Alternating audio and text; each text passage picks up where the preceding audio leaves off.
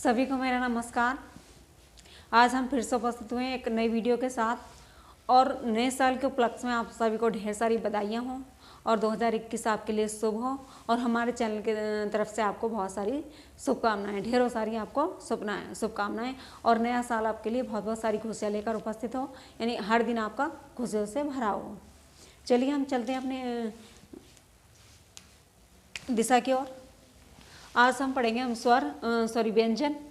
हमने पिछली वीडियो में आपको स्वर के भेदों के बारे में बताया था, स्वर के भेदों के बारे में आप सभी को पढ़ाया था। आज हम पढ़ेंगे व्यंजन।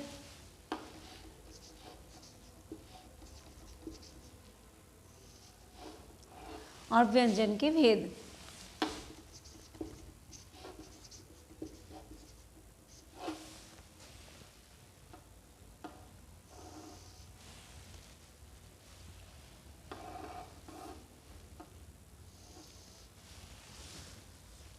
व्यंजन के बारे में मैंने आपको बताया था, व्यंजन स्वरों की सहायता से लिखे जाने वाले यानी बोले जाने वाले वर्ण होते हैं, उनको व्यंजन कहा जाता है। व्यंजन हमेशा आधे होते हैं, इसलिए उनका दूसरा नाम हल कहा जाता है, यानी उनको हल के नाम से भी जाना जाता है।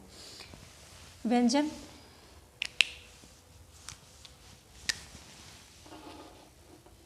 स्वरों की सहायता से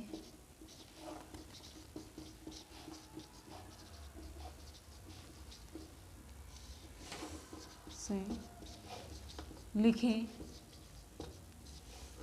अथवा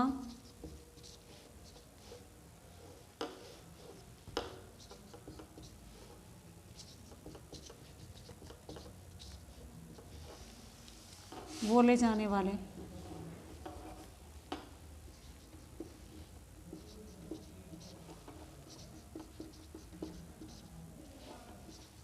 वर्ण व्यंजन कहलाते हैं। ये वर्ण कह दो या फिर अक्षर कह दो, वर्ण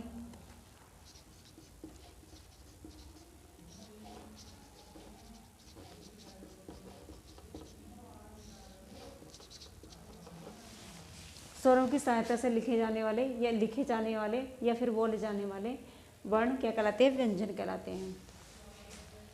व्यंजन के 3 भेद किए गए हैं। व्यंजन के भेदों के बारे में मैं बताऊं आपको, अलग अलग विद्वानों ने अलग अलग अपना मत दिया है। इसके बारे में आपको अगली वीडियो में पढ़ाऊंगी, यानी आपके इसकी जानकारी मैं अगली वीडियो में दूंगी आपको। आज हम पढ़ते हैं इसी की तरफ। इसके 3 भेद किए गए हैं। स्पर्श व्यंजन,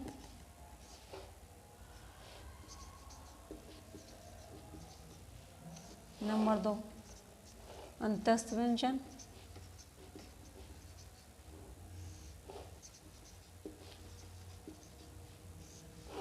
और नंबर 3 ऊष्म व्यंजन।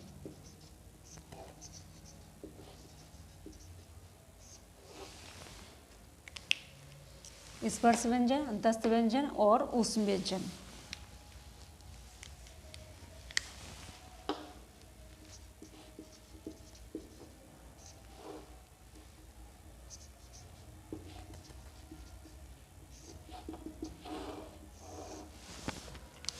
स्पर्श व्यंजन, स्पर्श से नाम लिखने से आपको पता चल रहा होगा स्पर्श व्यंजनों के बारे में। स्पर्श व्यंजन जिन वर्णों को उच्चारण करते समय हमारी जो जीभ है गले से, तालू से और होठ से और दंत से, इन सब को छूते हुए जो हमारी आवाज़ अंदर से निकलती है वो सब क्या कहलाती है? स्पर्श व्यंजन कहलाती है। यानी जिन वर्णों को उच्चारण करते समय जिन वर्णों का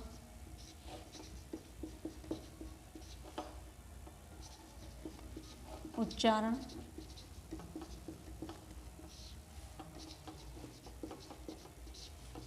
समय जीभ,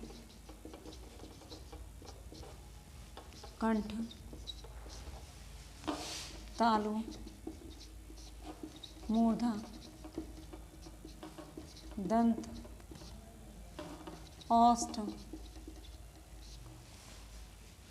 इन सभी को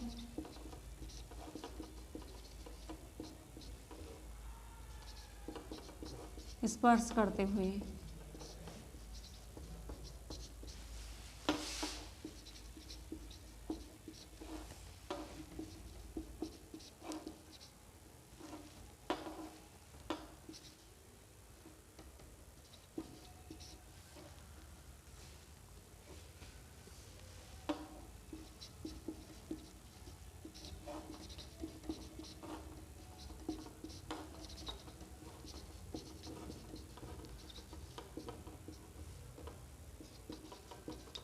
स्पर्श व्यंजन कहलाते हैं।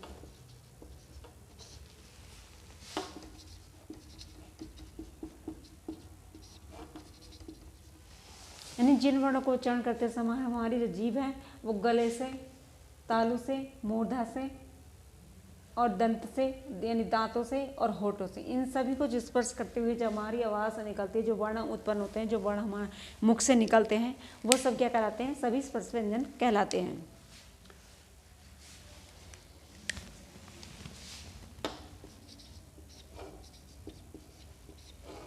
का वर्ग कंठ, का, खा, गा, घा और ना। चा वर्ग तालु, चा, छा, जा, झा और या। टा वर्ग मूर्धा, टा, ठा, डा, ढा और ला। ता वर्ग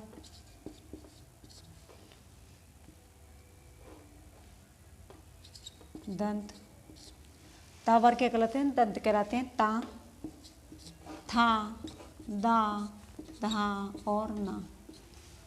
पा वर्ग औष्ठ,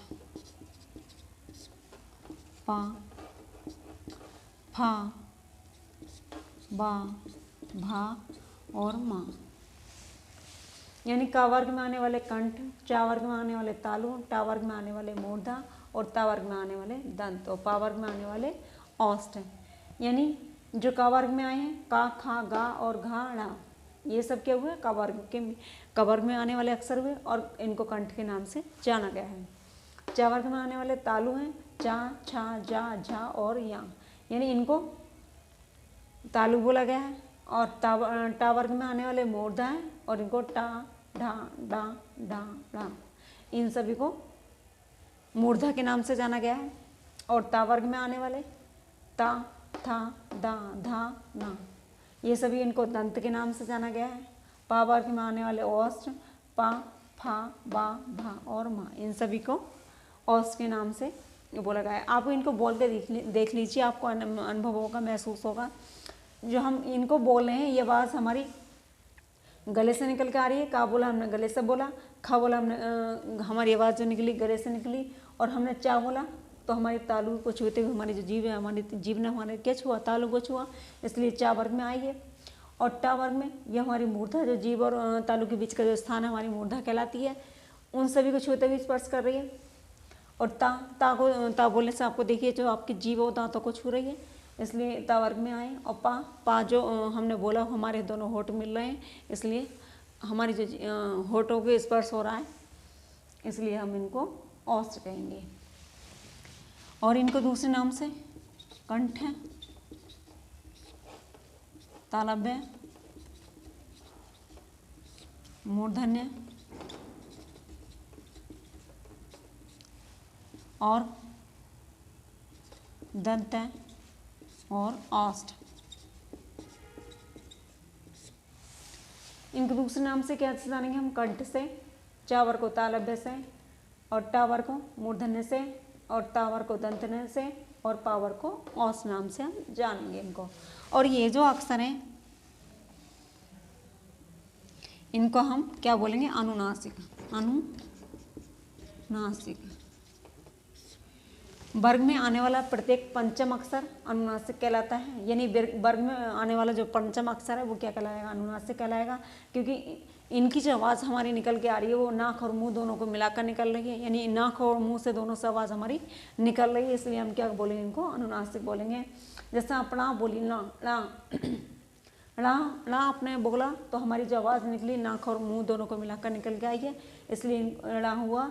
यहाँ बोला हमने, यहाँ से भी बोलने से आपको महसूस हो रहा होगा हमारी जो आवाज़ निकली नाक और मुंह दोनों को मिलाकर निकल रही है। ला बोला हमने ला, तो इसको भी ना बोला तो भी, माँ बोला तो भी, इनकी आवाज़ जो निकल कर आ रही है अनुनासिक की तरह है, नाक और मुंह की तरह है। अगले चलते हैं हम।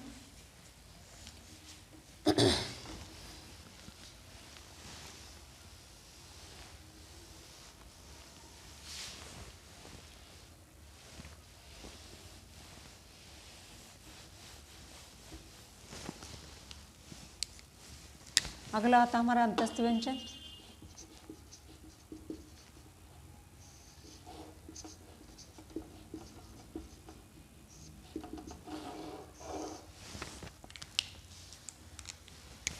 अंत्यस्थ व्यंजन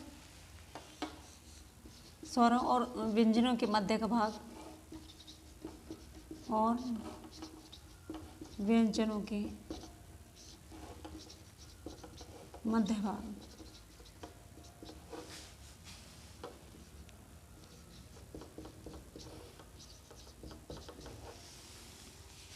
अंत्यस्थ व्यंजन कहलाता है।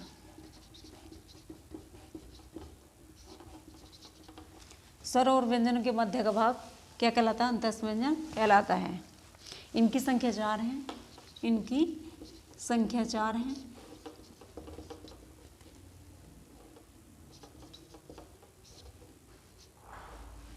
चार है। या, रा, ला और वा।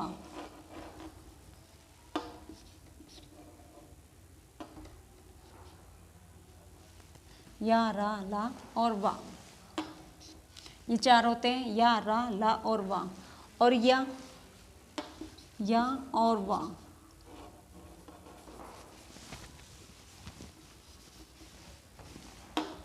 या और वा, इनको कहा गया अर्धस्वर। ये अर्धस्वर कहलाते हैं।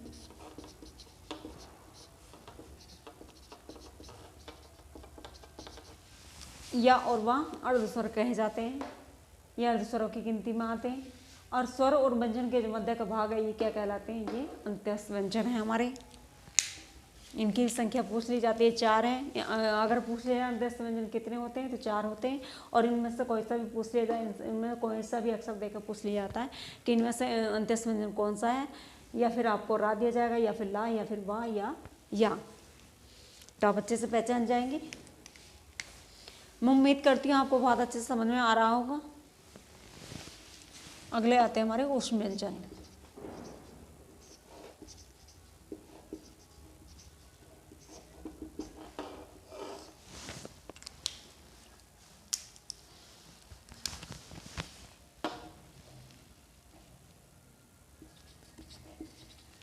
मुख से निकलने वाली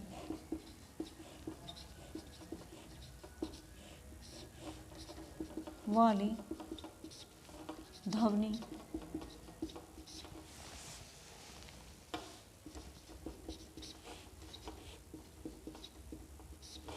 या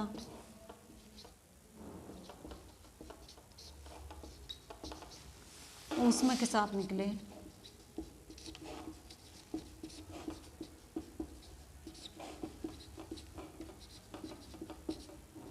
वे ऊष्म व्यंजन कहलाते हैं। वे ऊष्म व्यंजन कहलाते हैं।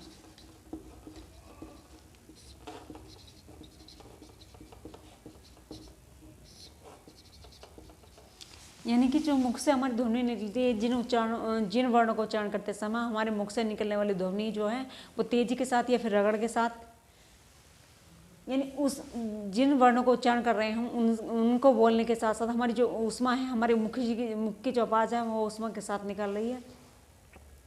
और ध्वनि जो निकल रही है वो रगड़ के साथ तेजी से निकल रही है, ऊष्मा के साथ निकल रही है, इसलिए इनको व्यंजन ऊष्म व्यंजन कहा जाता है।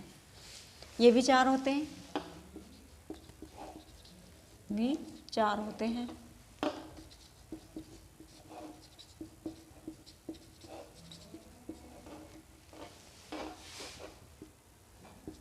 शा, शा, सा और हा।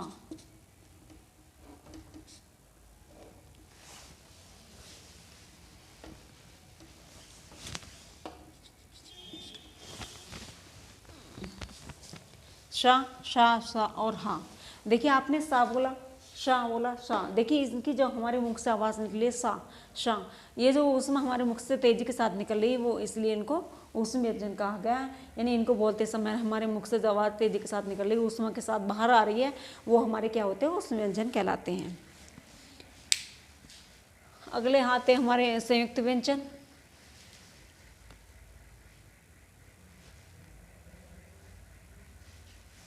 अगले आते हैं हमारे संयुक्त व्यंजन।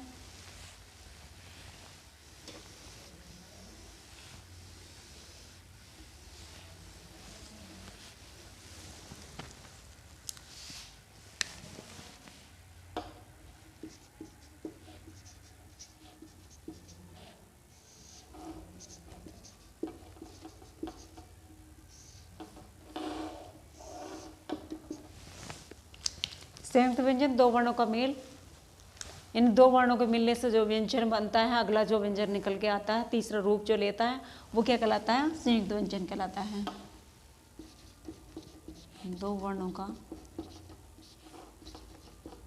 मेल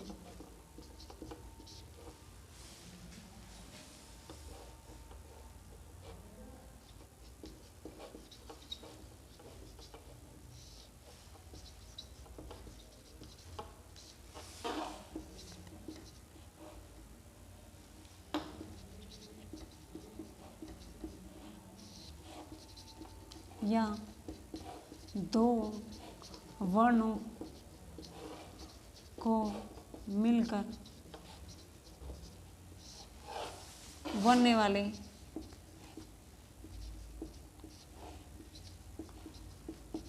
अक्षर संयुक्त व्यंजन कहलाते हैं।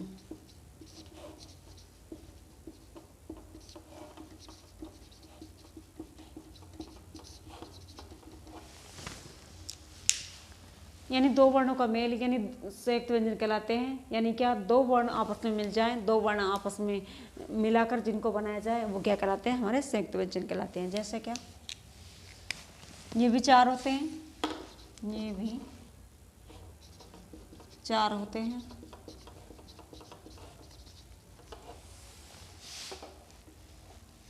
छ, त्रा,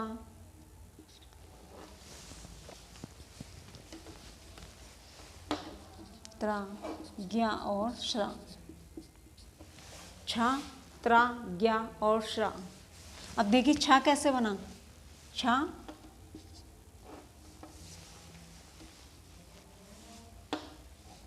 बना हमारा का और शा को मिलाकर। का बना हमारा का और शा को मिलाकर बना हमारा छ। अगर इसमें से भी पूछ लिया जाता है, इसमें से भी पूछ लिया जाता है, इन वर्णों से मिलाकर बना है ये, यानी किन दो वर्णों के मिलन से ये जो छा बना है हमारा, किन, ये भी पूछ लिया जाता है। इसके बारे में आपको पूछ लिया जाएगा। यानी ये वाला भाग भी आपसे पूछ लिया जाएगा, ये कैसे बना है। यानी शुद्ध शब्द आपको छठवा लेगा, इसमें से शुद्ध रूप आपको पहचान आनी चाहिए। शुद्ध रूप अगर आप पहचानते हैं तो आप इसकी पहचान कर सकेंगे।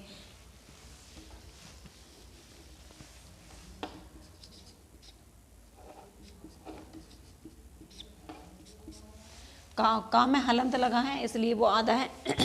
का में हलंत लगा है इसलिए वो आधा है। और जो सा है, सा और पूरा है, इन दोनों को मिलाकर तभी ये छा बना है। अगला रूप आया है इसका छा का। और त्रा,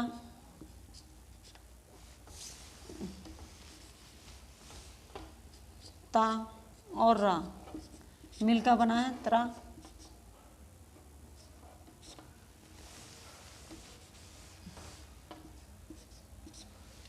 और ज्ञा, जा और या को मिलाकर बना है ज्ञा। और श्रा, शा और रा को मिलाकर बना है शा। आपसे इनमें से भी शुद्ध रूप छटवा सकता है और इसकी पहचान भी आपसे करा सकता है। ऐसे इसमें से संयुक्त व्यंजन कौन सा है, यानी आप इसमें से पहचानवा सकता है संयुक्त व्यंजन कौन सा है। 3 आपको सही दे देगा, 1 आपको गलत दे देगा, या फिर आपको 3 गलत दे देगा, 1 आपको सही दे देगा। और इसमें से पूछ लेगा संयुक्त व्यंजन कौन सा नहीं है या फिर संयुक्त व्यंजन इनमें से कौन सा है। तो आपको इनकी भी पहचान होनी चाहिए और आपको इनकी भी पहचान होनी चाहिए।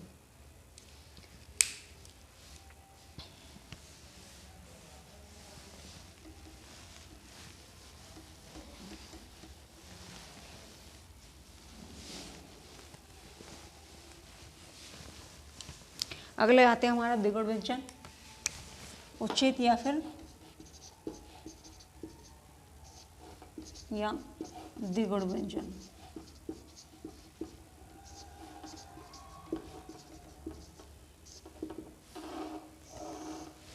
उच्छित या फिर दिगड़ व्यंजन उनको कहा जाता है, यानी इनका शाब्दिक अर्थ है उछला हुआ या फिर फेंका हुआ, यानी तेजी के साथ जो हमारी गले से ठक की आवाज़ निकले या तेजी के साथ हमारी आवाज़ निकले तो उनको क्या कहा जाता है, उच्छित या फिर दिगड़ व्यंजन। जैसे हमने ठा बोला, डा बोला हमने, डा ठा, तो हमारी जो आवाज़ अंदर से निकल के आ रही है वो ठक की तरह निकल के आ रही है, यानी आवाज़ तेजी के साथ धारा प्रवाह कर रही है, इसलिए क्या कहा, इसलिए इनको उच्छित या फिर दिगड़ व्यंजन कहता है।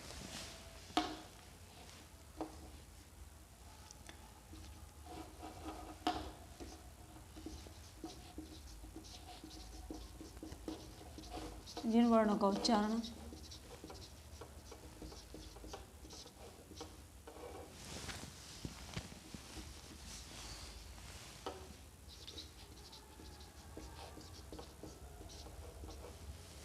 तेजी के साथ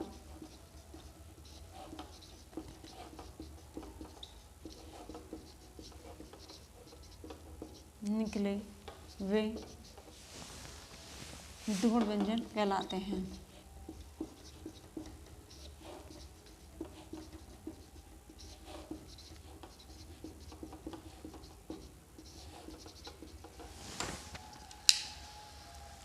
जैसे डा और ढा, देखिए इन दोनों को बोलने से आपको महसूस होगा, आपको अनुभव होगा, डा बोला हमने, ढा बोला, तो जो आवाज़ निकल के आई मुख से, जो हमारी आवाज़ निकली है वो तेजी के साथ निकली है, वो ठक की आवाज़ निकली है हमारे मुख से, तो इसलिए इनको दिगड़ व्यंजन कहा गया या फिर उच्छित व्यंजन, उछला हुआ फेंका हुआ व्यंजन कहा गया है। आपसे पूछ ले, पहचान करा ले कि दिगड़ व्यंजन इनमें से कौन सा है, तो आपको पहचान होगी तो आप फट से बताएंगे, फट से लिखेंगे, इसलिए इनको पहचानना जरूरी है। आज की वीडियो यहाँ ही समाप्त करते हैं, अगले वीडियो में फिर मिलेंगे। वीडियो देखने के लिए बहुत बहुत धन्यवाद, और वीडियो को लाइक एंड शेयर ज़रूर कीजिए ताकि मेरा भी मनोबल बढ़ता रहे और अच्छे से अच्छा ज्ञान आपके लिए लाने की पूरी कोशिश मैं करती रहूँ। धन्यवाद।